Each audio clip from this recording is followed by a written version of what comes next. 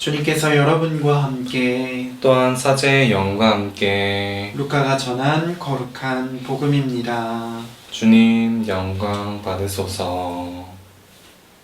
그때 주님께서는 다른 제자 72명을 지명하시어 몸소 가시려는 모든 고을과 고장으로 당신의 앞서 둘씩 보내시며 그들에게 말씀하셨다. 수확할 것은 많은데 일꾼은 적다.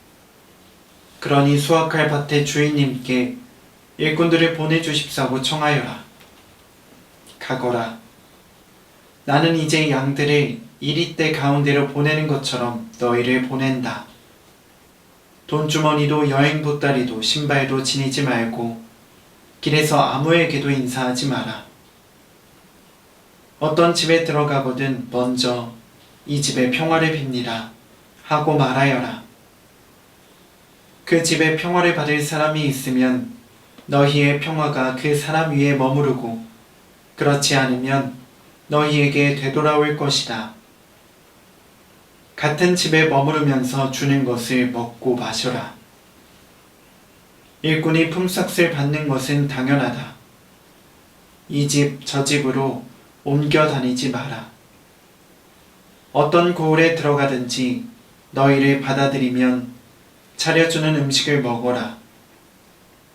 그곳 병자들을 고쳐주며 하느님의 나라가 여러분에게 가까이 왔습니다 하고 말하여라. 어떤 고을에 들어가든지 너희를 받아들이지 않으면 한 길에 나가 말하여라. 여러분의 고을에서 우리 발에 묻은 먼지까지 여러분에게 털어버리고 갑니다. 그러나 이것만은 알아두십시오. 하느님의 나라가 가까이 왔습니다. 내가 너희에게 말한다. 그날에는 소돔이 그 고을보다 견디기 쉬울 것이다. 주님의 말씀입니다. 그리스도님 참여합니다. 참 예수님, 참 예수님. 네, 오늘 미사에 화면에 나오지 않지만 옆에 방송을 보시는 분들은 어제죠. 그릇떡이 방송에 참여하신 제이팬 우리 식구들이 조용히 앉아서 비사를 하고 있습니다. 아멘 하셔도 됩니다. 네. 그 찬양으로 우리의 어떤 그 마음을 항상 하나님께로 데려가 주시는 이분들께 정말로 감사드리면서 그 찬양할 때 우리 목소리가 하나님께 다가가고 또 그 찬양을 통해서 하나님과 하나 되는 느낌을 많이 받습니다. 찬양을 또 듣다 보면은 성경 구절로 만든 이제 많은 성가들도 듣게 되는데 그 성경 구절을 더 깊게 묵상할 수 있어서 저는 특정 성가를 굉장히 좋아하기도 합니다. 그래서 저는 이제 다른 말보다 오늘 예로니모 성인 축일이라서 예로니모 성인이 한 말씀을 들려드리고자 합니다. 짧습니다. 기도할 때는 우리가 하나님께 말씀을 드립니다. 그러나 성경을 읽을 때는 하느님께서 우리에게 말씀하십니다. 네. 우리가 성경을 읽고 있지만 하느님께서 우리에게 말씀을 건넨다.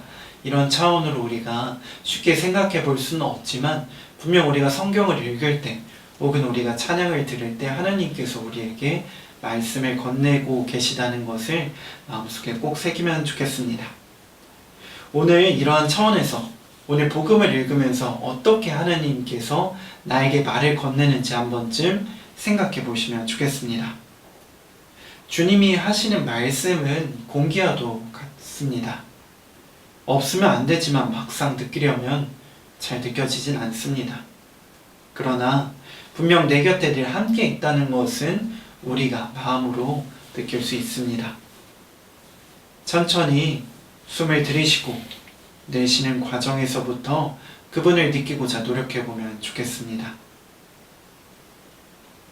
많은 경험은 아니지만 제 경험 안에서 조바심보다 인내심이 하느님을 느끼고 찬양하기엔 더 적합하지 않을까 생각해 봅니다. 그렇다면 오늘 복음을 천천히 한번 우리가 그분께서 건네는 말씀처럼 생각해 봅시다. 몸소 가시려는 모든 고을과 고장으로 둘씩 보내시는 예수님을 바라봅시다. 나는 지금 어떤 고장으로 가고 있는가 한번 생각해 보신 분이 계실지도 모르겠습니다.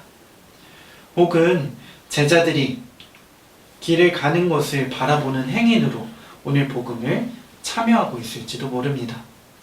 저 사람들은 뭐가 저렇게 좋아서 예수님이 하는 말을 곧이곧대로 따라서 사는가 하면서 바라보는 행인으로 오늘 복음에 참여하고 있을지도 모릅니다.